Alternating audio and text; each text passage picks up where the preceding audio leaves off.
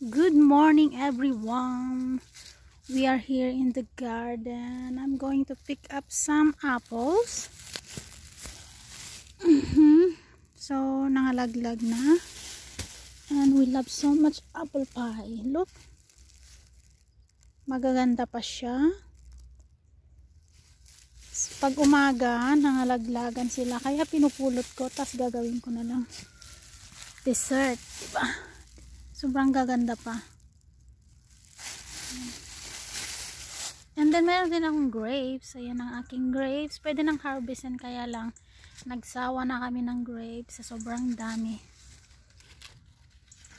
Okay, here we go. I have another one here. And that one. Mga yun nangalaglag. Kunin natin yan. Huwag nating sayangin. Sayang naman. Or pwede rin gumawa ng apple crumbles. Or pwedeng ihalo sa juice. Ilagay mo sa mixer and then add some banana and then pwede na yung dessert.